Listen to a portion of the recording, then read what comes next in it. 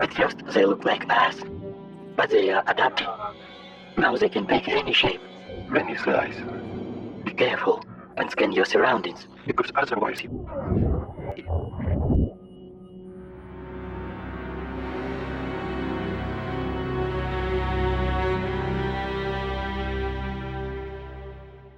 Laptops. They have occupied a large portion of our lives, while becoming smaller and lighter.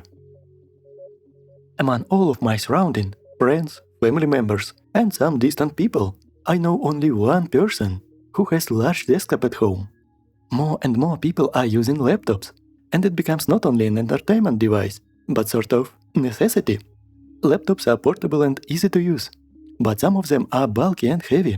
That's why I tried to fill this gap with tablets, for lightweight work with files on the go, to watch movies, listen to music. But something was very off. Each and every time, my tablets ended up on the shelf, collecting the dust. And when I needed something that I supposed to do on the tablet, my arms always reached for the laptop, and I used it instead. I felt like the point of tablet existence is to be in the middle, medium device to fill the gap between smartphone and laptop. But for some reason, it is a lot more comfortable to use smartphone and laptop rather than tablet, and I'd rather have foldable smartphone as a second device instead of it. Previously this year, I have used 16-inch M1 Max laptop from Apple on Macintosh OS, and although it is thin and not very huge, it is still kinda heavy. That's why I'm looking closely at 14-inch device. After trying Apple laptop for the first time as a lifelong Windows user, I just came to conclusion that I just simply cannot use it as a personal device for heavy-duty work, complex video editing and 3D rendering, as well as working with files. I won't stay too much on this topic and operating system discussion, because I already did a whole, more than 1 hour in-depth video about all the unfixable and unavoidable deal breakers and limitations of Macintosh OS and M1 hardware. If you want to know it, just watch my video called Windows User Tries MacBook Pro Max 1 year after review. Annoying file manager, a very weird, unlogical design, stuff in the random locations for the sake of think differently, crooked P and OK binds combinations that could be done with less clicks, absence of universal UI scaling, where you literally have to lower the resolution to see stuff on your screen, and if you use 4K, it will be almost impossible to see anything, because how small it becomes, and you cannot control it. Same bugs and problems with HDMI, where videos and content starts to fast-forward itself, and you need a reboot without unplugging HDMI cable. In my previous video, I forgot to mention that Apple laptops can support only limited amount of external displays. Lol. Any calculator outside of Apple does not have these limitations, but in Apple world, it is a selling feature that they advertise. Huge limitation. Basically all the same, but now magnified because of smaller screen size. Everything you need to know about so-called macOS is over there in that video, very in-depth. All the problems exist only if I want to look at this device as a powerhouse personal computer replacement. As soon as I start to look at it as a more advanced tablet with keyboard attached, everything makes more sense and becomes more shiny with raws and rainbows. Except grim and dark, dirty slums of e-waste and purposely engineered planned obsolescence, which we will talk about further in this video. 14-inch laptop fits portable tablet replacement a lot more than 16-inch device. To tell the truth, it is not so obvious from the first sight or while watching them on YouTube. But the difference between 16-inch and 14-inch is so huge in terms of weight, density and portability. This laptop fits on your laps very nicely. If your height is not very long, you have small hands, or maybe you are a tiny lady, I feel like 14-inch will be obvious choice. Design and build quality. Build quality is the same. Solid metal tank, almost nothing bends, nothing wobbles too much. I feel confident to drag it with me everywhere. But before I get crucified in the comment section, want to make a reminder. Everything you will hear about how it looks is my personal opinion. Apple devices have the most bland and boring design in my opinion. Smells like tedious work in the grey office. Just a brick with very sharp edges that pierce in the hand while working, especially cut for the lid opening of the screen.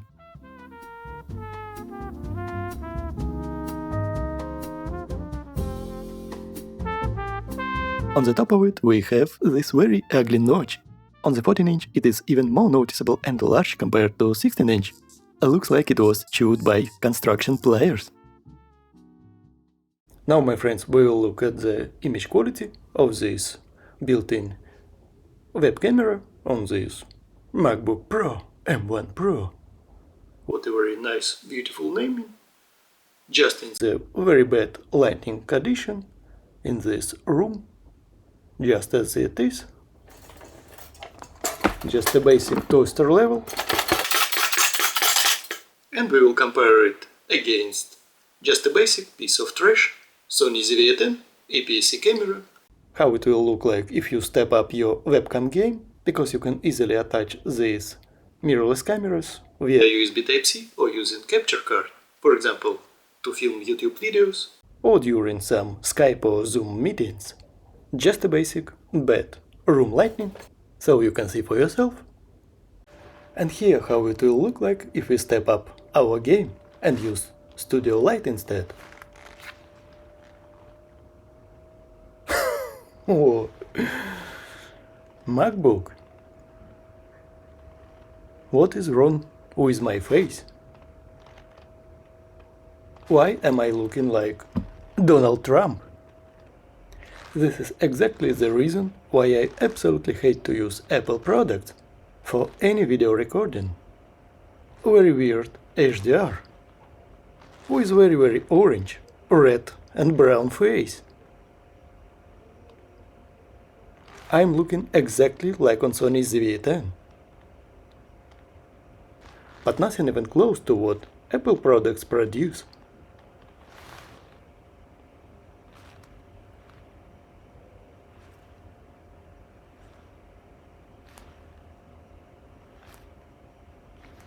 This is definitely a software computation. This is by design, and I don't understand why. Why it should look like trash. And of course let's test external shotgun microphone. What is the difference between onboard microphones on the MacBook Pro M1 Pro? Right now I have very noisy neighbors. On the top, behind that wall. Also for some reason the fan noise is very audible inside the studio light. And can you hear the drastic big difference between shotgun microphone that I have connected wirelessly to the APS-C camera? Here is the difference between everything stock built into this laptop and external solutions for your videos and online meetings and conferences.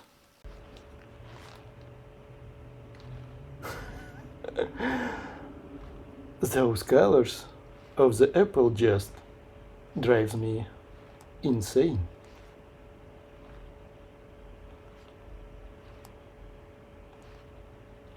The same behavior is on the Apple's iPhone, iPad, Apple's Vision Pro, basically on all of their devices. So stupid. Screen itself is very colorful and contrasty. It has mini LED with almost 4K resolution, which is huge plus. I like mini LED more than OLED, because of OLED's pulsation and flickering problem that we know as PWM performance, and it is very unhealthy for eyes and can lead to vision degradation long term. I feel very comfortable near this mini LED screen, and it has zero burn-in that is guaranteed on OLED, and no annoying image retention of UI elements. But unfortunately, all Apple screens feel somewhat slow, with long response times and slight amount of ghosting, making it look not like 120 Hz, but more like good 75 Hz. But I will take these downsides any day of the week over toxic, eye-licking, flickering, and burning and image retentions. Keyboard is the same. Typing is okay, nothing bad to say, other than it is a little bit loud.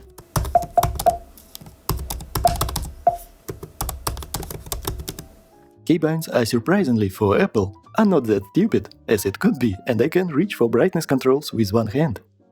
Trackpad is the same robotic one, with uncomfortable pressure, where it simulates it by vibrating in your finger, and you need to press it with equal amount of force each time.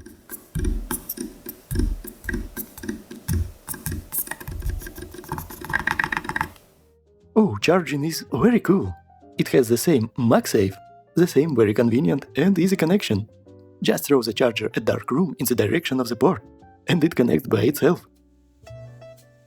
And no more bulky freaking bricks that you can beat someone with. But connectivity is worse. It has the same amount, only 3 Type-C ports, and only 2 of them are Thunderbolt. The same lack of ports. 3.5mm audio jack, the same. Does not have an easy solution to connect microphones. So dongles. Dongles everywhere. F this stupid shite.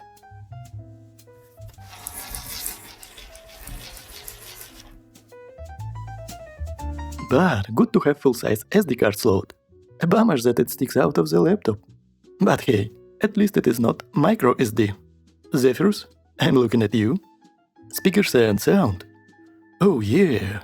This is where Apple can really flex, with zero competition and compromises. Just swag, twerk, and all kind of jazz. I will describe it like this: class-leading audio experience. Especially considering the size and weight. Just whoa! Sound is very crisp, it has bass, it is deep and has vibrato.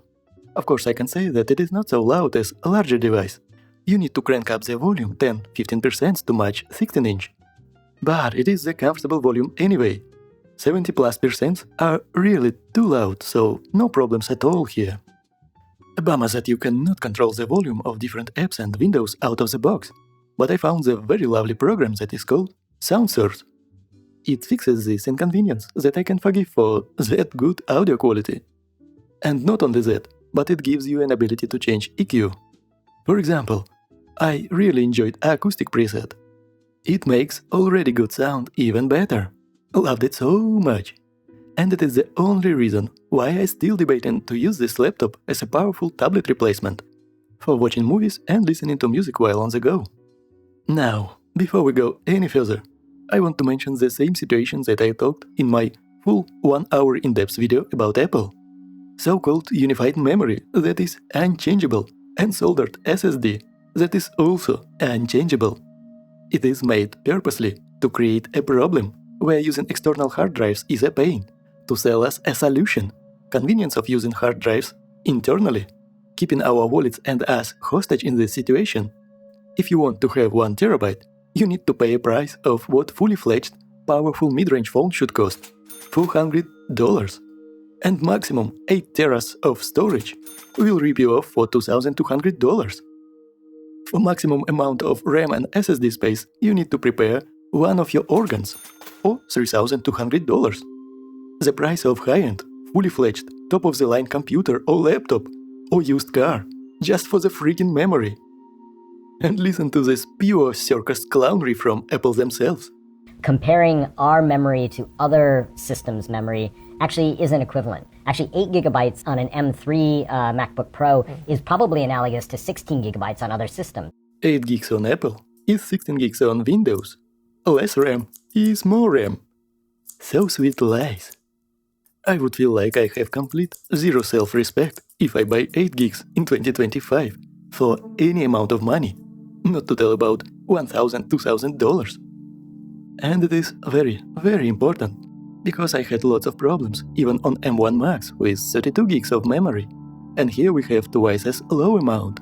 And indeed, the problem is magnified very drastically. I and my wife, for whom I bought this laptop for, we have experienced lots of situations with lack of memory error messages. Basic video editing can easily swallow all 16 gigs, leaving nothing, lagging and freezing the programs. And it is very unfortunate, because Apple uses feature called swap. When it feels a lack of memory because you did not want to lose organs or overpay hard-earned cash just for memory, it literally swaps memory from RAM to SSD. In other words, writes gigabytes of large temporary data to SSD storage. And keep in mind, SSD disk has limited amount of write cycles. It won't last forever. It is guaranteed to fail at some point in life. And SSD memory is soldered on the motherboards of Apple's laptop. You cannot change it. And not only that, it is serialized, meaning that even if you know how to unsolder it and change for a new one, it won't work, because Apple do not allow you to repair your device easily. It is even impossible to boot your Apple device from external SSD. So if it dies, it dies. 32 GB of memory is a minimum for me, and I always pushed 32 gigs to its limits, forcing the swap SSD degradation. Luckily, my wife is not a hardcore user. Very lightweight use with browser tabs, YouTube, and very, will repeat, very lightweight 4K video editing. But I monitored her use case, and she constantly pushed it to limits, using from 13 to 16 gigs, and always forcing a laptop to use swap for SSD memory, sometimes very drastically. In my opinion, 16 gigs is a minimum that I recommend even for a lightweight use, such as web browsing. Let's see the results of some benchmarks. Of course, it will only be understandable in the context of other laptops. More benchmarks will come in the next videos, because I have put my old plastic laptop on shelf. During these years it was covered by dust, and I will compare all these devices that I bought between each other, to find out is it worth to upgrade or switch, as well as make a foundation for future laptop reviews. But to get an idea, we will look at some examples. Adobe Premiere Pro, basic export test of various codecs, 1% of noise reduction, and basic Rec 709 LUT on log footage. Base 14-inch MacBook on M1 Pro chip took 19 minutes 47 seconds, which is kinda slow, just for a basic test. If we take a larger 4090 GPU monster, but still in thin and light slim body, Zephyrus G16 finished this test in 4 minutes 1 second. It has 477% powers of a small poor MacBook, 377% difference. Basically, G14 is almost 5 times faster. If we take more hard and advanced test called Celestial, 14-inch M1 Pro took 1 hour, 13 minutes and 57 seconds, while Monster G16 finished the test in 14 minutes and 43 seconds. G16 has 502% powers of a small MacBook, 402% of difference. It is 5 times faster, again. Let's look at another program, DaVinci Resolve, basic test. Keep in mind, I tried to make this test similar, but this is 2 completely different programs, and they work completely differently under the hood. So results for the same tests can be very different. And here, MacBook finished this test in 9 minutes 49 seconds, which is not bad by the way. Even if we take 2024 G16 for comparison, that exported the video in 3 minutes and 34 seconds, it is still very solid, considering that it is small 14-inch base old M1 Pro chip, and G16 is working in turbo mode on its limits. But anyway, it is 275% of Apple laptop powers, 175% of difference, 2.7x, almost 3 times faster. And if we take the hardest test that I have for these laptops, called Void, M1 Pro, well, it completely failed and was not able to export, while Slim Monster made it for 3 hours, 45 minutes and 10 seconds. My guess is that 16 gigs of so-called unified memory is not enough, because it splits it for RAM and video memory. So I'm very confident to say that for anything more serious than toaster level, we need at least 32 gigs, but preferably 48 or even 64 gigs. And I have to give Apple a cursed debuff of 300%, because it failed, left me without a file, and I need to find a way to change my plans. 3D rendering, Cinema 4D, Alien Technologies scene using Arnold render with ray tracing and caustics, M1 Pro finished the render in 6 minutes and 51 seconds. It could be worse, right? But it is only 480p resolution. Slim Monster G16 finished the same test in 6 seconds. Utilizing dedicated NVIDIA 4090 GPU, it is 6750% of difference, almost 69 times faster render. Not all programs have Apple's Metal GPU support, and you have to use old CPU rendering instead. If I understand correctly, Redshift Render for Cinema 4D has dedicated GPU render for Apple Metal. But I do not like Redshift. I'm used to Arnold and enjoy its ease of use. I have my sets of materials and textures, and have no desire to switch to Redshift.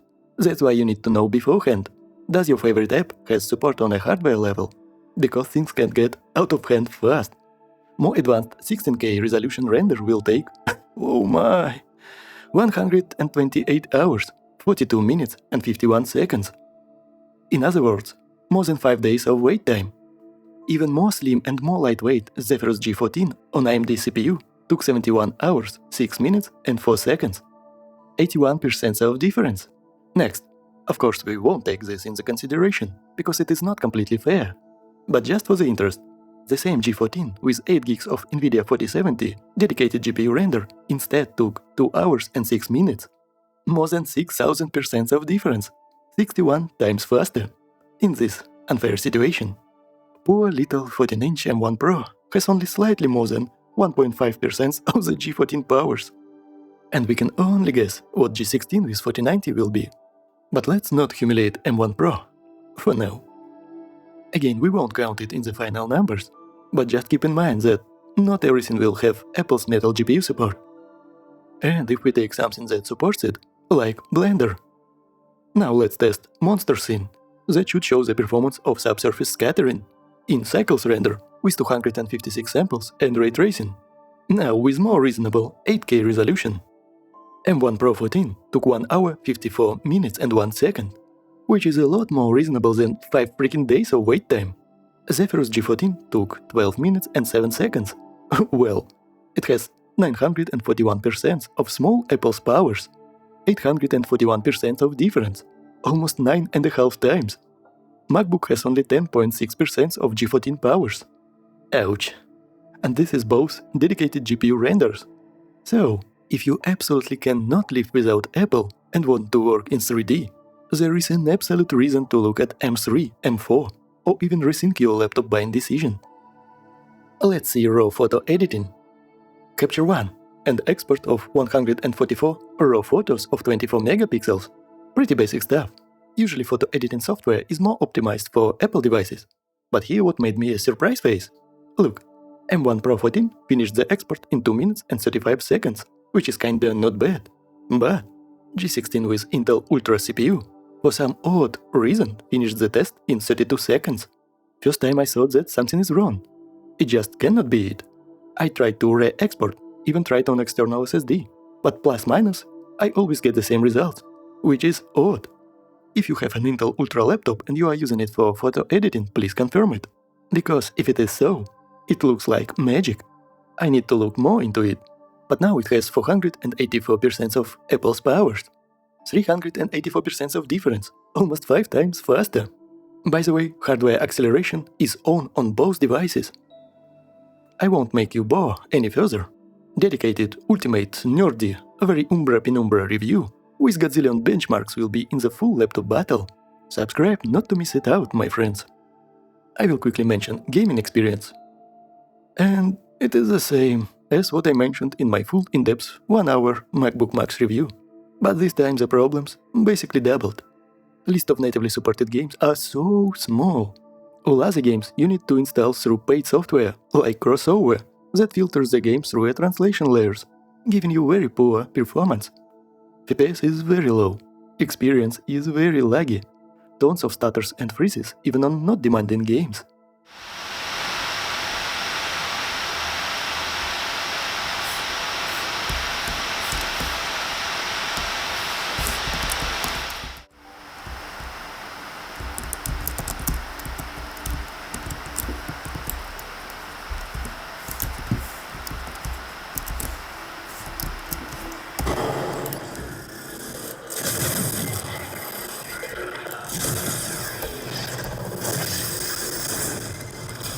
Do something about that scrubber before it does something about you.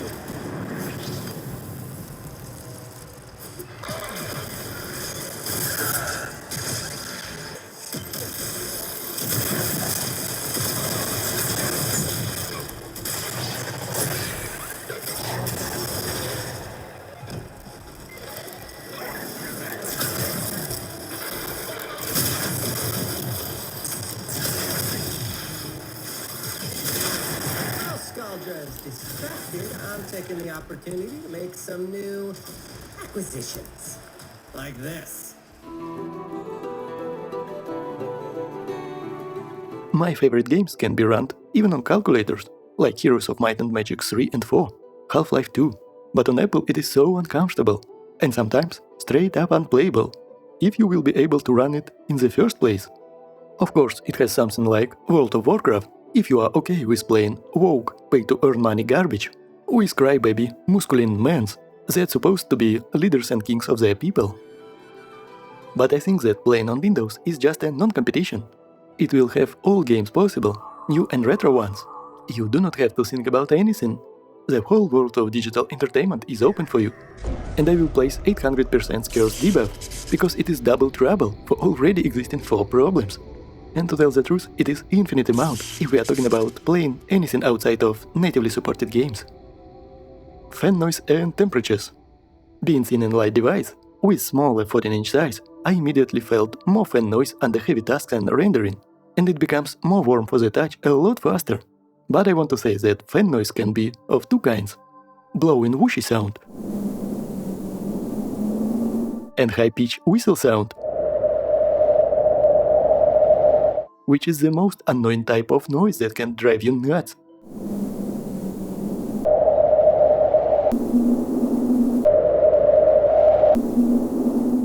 And luckily Apple devices have first type, and even when it is clear and very audible, it is not so annoying as I used to, so it is a lot more tolerable. We'll quickly talk about battery life. Yes, battery life is very nice on Apple laptops. It is only old M1 Pro on small 14-inch, but it only works on lightweight tasks. As soon as you start heavy editing or rendering, battery melts like crazy, as on any modern laptop on any platform. So no exceptions, no magic here. That's why I am using these devices plugged into the wall all the time. So what I want to say in the end? Let's sum it up. As a personal computer for heavy work with large amount of files and folders, complete nightmare. Video editing workhorse? No way. It screams and moans for help as soon as you apply any amount of even lightweight effects, with extremely long export times.